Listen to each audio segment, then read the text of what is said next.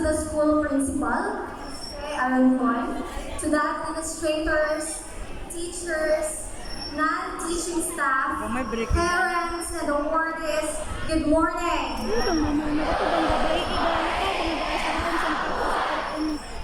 Awardees, how are you today? Okay, so that's great. I'm happy that you are happy and that you are fun. Again, congratulations to the grade 7 and grade 8 awardees and their parents. I know that you did a great job and I am so proud of you. So I have a question. How do I look today? How is my hair? Is it okay? Okay, thank you. Yeah, it's because of the curl binding cream and then it's because of the hairspray. So I put a lot of hairspray. So because without the hairspray, what will happen? Yes, diba gubot? Okay, yung mga kulot nakasabot talaga. So these are natural curls and I haven't straightened this one even once in my life. So is that unbelievable? Okay, so but do you know that when I was still in high school like you, I got these because of my hair. So they will call me Unta. So that is a tribe of ape-like creatures from a Philippine TV series starring Piolo Pascual. You can search that through Google.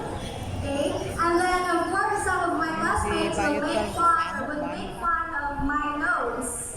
It's flat. And of course when I laugh, it turns red. So yan tawag sa ko is kamatis. Diba red ang kamatis? And then some of them labeled me as sick only because I did my responsibility as a student. Of course, it was painful. Diba? Sakit. I was hurt and I was only 12 years old back then. So young. But what did I do? That's I never confronted anyone.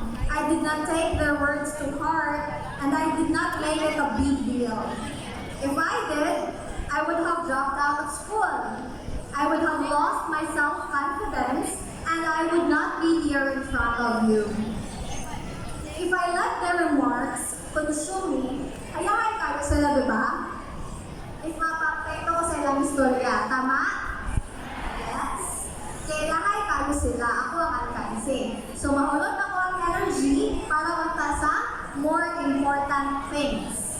So what helped me?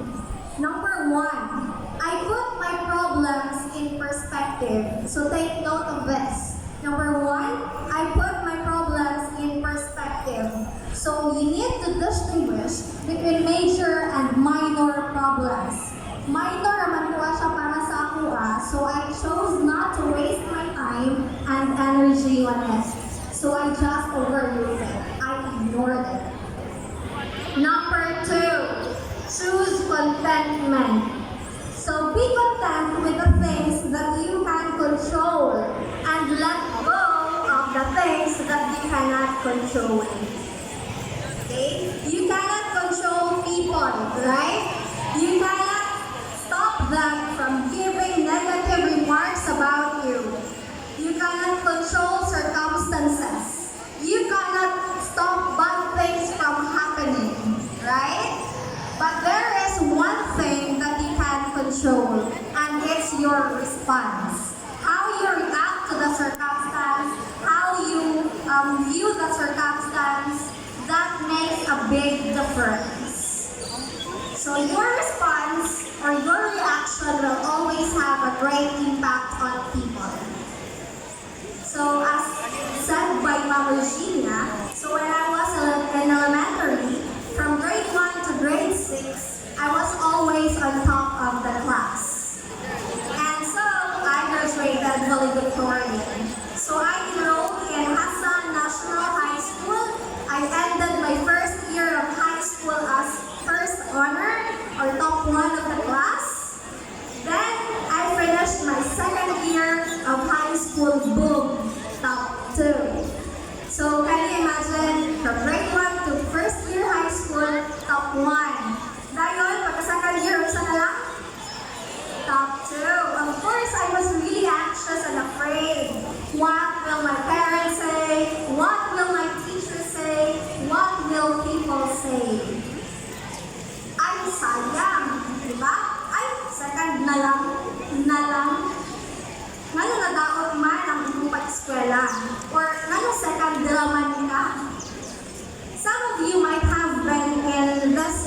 situation. And maybe some of you cried out of frustration. Nakarelate? Diba? You fear judgment. You fear disappointing your parents. You might even feel that you fail as a daughter or as a son and as a student. What is worse is that others may view you as OA and might say, nakagani nila ka na. They may say that because they cannot fully understand how it feels to be pressured by society. This is not easy, but we need to remember that we are humans. We have limitations. We are not always at our best. And things will never always go as planned. So what helped me? Number 3, gratitude. So be thankful of the things that you learn in that situation. So what does that situation teach you? Humility. So you can consider others as superior to you. Number 2, resilience. You have failed to be on top this time, but pwede pa bumawi pa third year high school. So nabawi ko siya. Pagka third year high school, I topped the class. But ni-graduate ko sa high school as salutatorian. I took the UST scholarship exam. I passed, so I enrolled at USTP Cagayan de Oro City. I made it a goal to graduate with Latin honors, bahala din soma or magna basta cum laude. Why? Kaya ingon ako mama, siya ang musaka sa stage kung ma-honor ko sa college. Sukad-sukad, akong papa nag-permi musaka sa stage, wala pa akong mama. Nano ka ha? So base pag ngalan mo no, na-ay polio ako ang mama. Kabalo ka sa'y polio? Okay, so tungkol sa polio, dili siya makalakaw kung walay sungkod. Okay, so mato gusto na ako makita sa tanan na bisan polio ako ang mama, naka-raise siya o anak na nakahuman ng eskwela. Her disability was never a hindrance. My mother sacrificed a lot for her family and she was the best mother anyone could ask for. I wanted her to be recognized. So nagkabot na si April, na cum laude, very participative sa klase. First semester pa lang sa college, you can see all the uno sa grado. Second semester, January 21, 2015, midterm examination. After I took my analytical chemistry examination, I checked my phone for messages and I received a message from an unknown number. What was the text message? April, patay na akong mama. O namatay po akong mga pangandoy. I lost interest in my studies. I usually missed classes, or if I would let class, I was always late. I would submit course requirements beyond the deadline. I had no participation in school activities. I got an INC grade in research. I took a removal exam to pass a major subject. I received a grade of 3.0 in that major subject. Can you imagine? Salutatorian ng Nanayana College. Ang April na achiever, competitive sa una, wala na. Gusto na mo ang dangog, eskwela. I wanted to quit school, but I was worried for my father. I was also a UST scholar, and if I dropped out from school, bayaran ako ilahang na gasto sa kuha plus 12% na interest. So, di ba, nanigamot magaling mas scholar, kaya wala ko ka pang college, magbayad na noon at kung ako may na-amount sa money. So, I was really devastated. It was the hardest time of my life. And every day, for 3 years, with me, my college friends, sige ko ingon na gusto na ko mag-ipon. So I was suicidal, I had suicidal thoughts at that time. The once optimistic April was gone. I was so pessimistic at that time. During those times, I tried hard, so hard. I tried every single be better, to be back to my old self, but I failed. I just did not know how to get back up again. But what was important was I tried. Nanikamot nga mubangon bisan og dili kaya. There were days that I thought I was okay, but dili pa rin I. I graduated from college with no Latin honors, not even on the dean's list. Bahala, wala na honor. Ang importante, buhig pa ko kay wala ko na surrender sa Ginoo. And it was only after 5 years since my mother died that I was completely healed, that I recovered. So what's the lesson? Okay, number 4, be patient. Healing is a process and it takes time. It took years to dugay yun, but what's important is I get back up again. Bahala og dugay ma-okay, ang importante, ma-okay at the end of the day. With Jehovah's help, I survived college. I got hired at the Misamis Oriental Institute of Science and Technology Incorporated. I worked hard to earn a living because just like you, I always wanted to give back to my parents. Di ba kung na yung gusto ko? Pero, papa na lang, kaya wala na may mama. We are not rich, so it was our family's dream to live a comfortable life. So are you familiar with SB 19's MAPA? Okay, diba? The lyric says, pahinga mo na, ako na bahala. I want my father to relax. Kanang hulat na katagan akong sweldo, dahil hindi na magtrabaho, may tigulang na. So imagine, na anak ko, 53 years old siya. 53 years old ang papa na anak ko. And then, 26 ko karon, so pinagigita na kita. Diba? Tigulang na siya. I was busy struggling to be stable to give him the life he deserved. That I barely noticed that every single day, he grew older and weaker. He felt ill, and after a month, he left me broken-hearted. I still have the guilt that I failed to give him the life he deserved. He spent 25 years of his life working so hard for me, for us. Wala man lang ko naka-give back. It has been 8 months since he left, and as I was writing this last night, I was in tears. What can I do now? If I live with guilt, it would rob me of the opportunity to see the beauty life has to offer. Diba, kung mag-deal ako sa negative, malipay pa ako? Malipay pa ako? Dili na. And that is out of my control. What I can do is to bounce back. What helped me? Number 5, I learn from others. I talk to and read a lot of articles about people who lost their loved ones to death. And I learn from them on how they cope with grief.